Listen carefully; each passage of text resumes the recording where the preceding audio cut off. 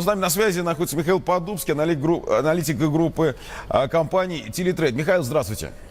Здравствуйте, Даниил, хорошо вас слышу. Михаил, возможно ли такое, чтобы ЕЦБ расширил программу до покупки корпоративных облигаций и, по сути дела, это была бы КУИ по-европейски, но, кстати, сейчас говорят уже всерьез, не знаю, или нет, о такой вещи, как КУИ-4 от Федеральной резервной системы США? Про КУИ-4 от Федеральной резервной США, наверное, все-таки говорить еще рано. А что касается расширения стимулирующих мер от ЕЦБ в плане выкупа уже корпоративных облигаций, я думаю, это вполне вероятно, и до конца года мы как раз получим именно такое решение. Сейчас в еврозоне нарастает, все чаще высказываются мнения относительно того, что все вот эти дефляционные риски, все проблемы европейские сложно решить монетарными методами, исключительно монетарными методами. С одной стороны, с этим можно согласиться, но с другой стороны, вот такими монетарными методами можно удержать рынок от такой паники, скажем, которую, допустим, первые признаки которой мы наблюдали на прошлой неделе на европейских площадках. Поэтому, скорее всего, я думаю, Европейский центральный банк до конца года начнет выкупать корпоративные облигации. Спасибо. Но, Ян Янович, вы-то как думаете? Я, честно говоря, сомневаюсь, потому что нынешняя программа еще даже не развернулась. Его покупка covered bonds. Уже началась. Она началась, но asset-backed securities. Собственно, там разница только в том, остались эти бумаги на балансе у банков, которые их выпустили, или не остались. По сути-то это одно и то же. Но даже вторая часть еще не началась, и мне кажется, что в оставшиеся 2,5 месяца, даже меньше, чем 2,5 месяца, ему, дай бог, развернуть эту программу, посмотреть, что из этого получается, а потом уже решать. В новом году вы можете развернуть. То есть вы не согласны только по срокам, но по сути согласны. По сути, это, конечно, возможно, но мне кажется, что это будет еще очень длинная дискуссия между представителями Бундесбанка, остальными. То есть это явно, если и состоится, то не раньше середины следующего года. К новой теме переходим. Собственно, здесь только слухи, а мы поговорим о цифрах. ВВП Китая сегодня вышло, и, в общем, замедление.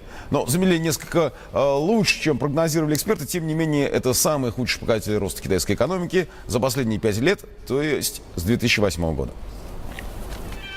Темпы роста китайской экономики в третьем квартале были самыми низкими со времен глобального финансового кризиса. Вялый рост Китая вызывает опасения о состоянии всей мировой экономики и увеличивает вероятность более масштабных стимулирующих мер от властей КНР. ВВП увеличился на 7,3%. Это самый слабый показатель после первого квартала 2009 года, когда рост составил 6,6%. Но тогда китайскую экономику потянул вниз мировой кризис, а сейчас ее проблемы внутренние. Инвестиции в недвижимость замедлились, продажи жилья упали впервые за 9 месяцев. Цены производителей снижаются уже почти 3 года, сигнализируя о перепроизводстве. Другие индикаторы, такие как потребление электричества, загрузка железнодорожного транспорта и кредитование, тоже слабые. Все говорит о том, что экономика Китая будет продолжать замедляться, и по итогам года ее рост будет самым слабым с 90-го года, когда против страны были введены санкции за бойню на площади Тяньаньмэнь. По мнению экономистов, у инвесторов сейчас есть все причины для пессимизма по развивающимся рынкам. Азиатская модель роста, основанная на экспорте, после десятков лет успеха стала терять эффективность и требует обновления. Китай пытается переориентироваться на внутренний спрос, и это отражается на других азиатских странах, которые участвовали в системе поставок во время экспортного бума. Спрос в развитых странах из-за снижения темпов роста экономики уже не тот. Стоимость кредитования во всем мире пошла вверх. Азиатская модель роста, основанная на увеличении долгов, становится более дорогой. В общем, те времена, когда развивающиеся страны жирели за счет спроса со стороны своих богатых соседей, вернутся еще не скоро.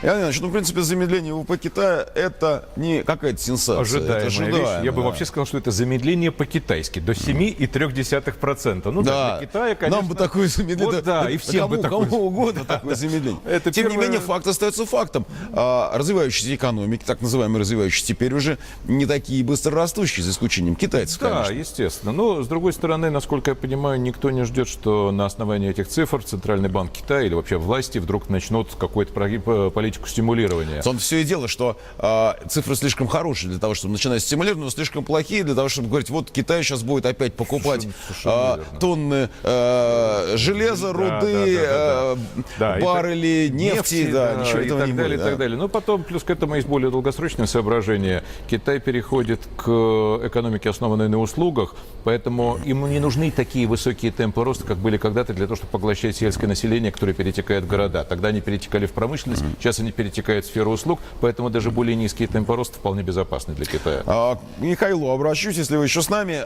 Михаил, как вы считаете, можно сыграть на ухудшение конъюнктуры именно на развивающихся рынках, продажи валют развивающихся стран против доллара? Стоит этим заниматься или нет?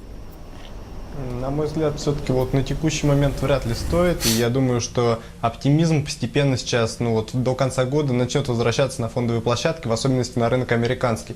Если прокомментировать сегодняшнюю статистику по Китаю, то, в принципе, данные вышли на уровне ожиданий. Даже чуть лучше ожиданий, скажем так. Другое дело, что ожидания на достаточно низком уровне. С этим понятно, что никто не спорит.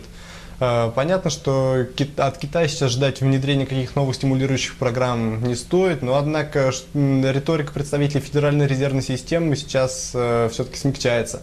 Поэтому ожидания первого повышения процентной ставки, они все-таки отодвигаются на более дальний срок.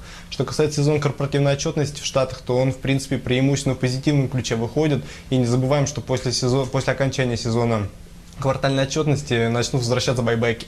То есть этот фактор также может поддержать как раз американский фондовый рынок, и оптимизм до конца года как раз он, я думаю, начнет возвращаться. Поэтому доллар как раз напротив, против валют высокодоходных может как раз, на мой взгляд, скорректироваться до конца года. Но, безусловно, на общий тренд, на долгосрочный тренд на укрепление американской валюты это вряд ли скажется.